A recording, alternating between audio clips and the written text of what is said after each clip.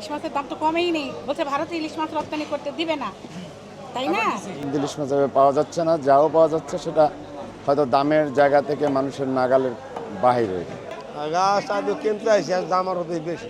যশোরের বেনাপোল স্থলবন্দর দিয়ে ভারতে ইলিশ রপ্তানি শুরু করেছে বাংলাদেশ। ইতোমধ্যেই ভারতে গিয়ে পৌঁছেছে ইলিশের প্রথম চালান। বিভিন্ন গণমাধ্যমের বরাতে জানা গেছে কেজি প্রতি 1180 টাকা বা $10 দরে ইলিশ রপ্তানি করছে বাংলাদেশ। তবে এ দামে ভারত ইলিশ পেলেও দেশের বাজারে চড়া মূল্যে বিক্রি হচ্ছে ইলিশ। এটা 1 কেজির উপরে, এগুলো হইলো 1700 টাকা কেজি।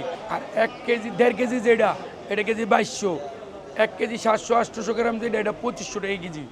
ইলিশ মাছের দাম এখন আজকে 3-4 দিন ধরে আবার একটু দাম বাড়ছে।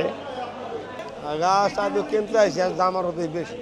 মৌসুমের শুরু থেকে কিছুটা অস্থির ইলিশের বাজার। বাড়তি দামে অনেকটাই ক্রয় ক্ষমতার বাইরে দেশের সবচেয়ে সুস্বাদু এই মাছ। অন্তর্বর্তী সরকার গঠিত হওয়ার পর দেশের মানুষের পাতে ইলিশ দেওয়ার কথা বলা হলেও কমেনি ইলিশের দাম। তাই এখনও একটি শ্রেণীর ধরাছোঁয়ার বাইরেই আছে ইলিশ। ইলিশ মাছ পাওয়া যাচ্ছে না, যাও পাওয়া যাচ্ছে সেটা হয়তো দামের জায়গা থেকে মানুষের নাগালের বাহিরে, সাধ্যের মধ্যে নেই। কারণ মানুষ চাচ্ছে যে আমার দেশের মানুষ আগে খাক, তারপরে বিদেশের কিছু সম্পর্ক। ইলিশ মাছের দাম তো কমেই নেই, বলছে ভারতে ইলিশ মাছ রপ্তানি করতে দিবে না, তাই না?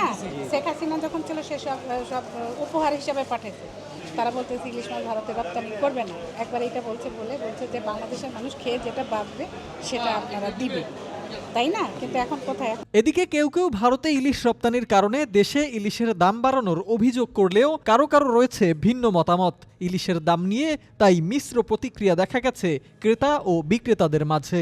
ইন্ডিয়াতে ইলিশ মাছ পাঠানোতে আমাদের বাংলাদেশে কোনো ইলিশ মাছের কোনো অভাব নেই, কারণ ইলিশ মাছ যত ধরা খাইব তত মনে করেন যে এর দাম কমবে। এখন যদি ধরা না খাই তত দাম বাড়বেই।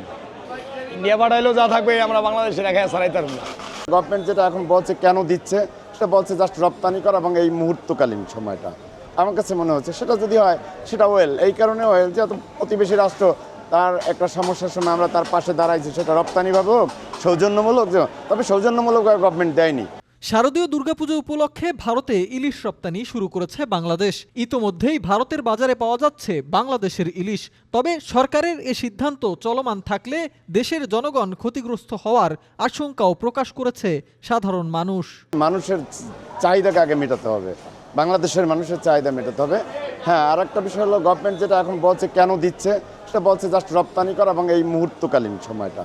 আমার কাছে মনে হচ্ছে সেটা যদি হয় সেটা ওয়েল, এই কারণে ওয়েল যে প্রতিবেশী রাষ্ট্র তার একটা সমস্যার সময় আমরা তার পাশে দাঁড়াইছি, সেটা রপ্তানিভাবে হোক, সৌজন্যমূলক, তবে সৌজন্যমূলকভাবে গভর্নমেন্ট দেয়নি, একটা নির্দিষ্ট ফিগারও ধরে দিছে, সেটা সমস্যা না। তবে এটা কন্টিনিউ করলে আমি মনে করি আমার দেশের মানুষ ঠকবে। সিফাত মাহমুদ, মেট্রো টিভি।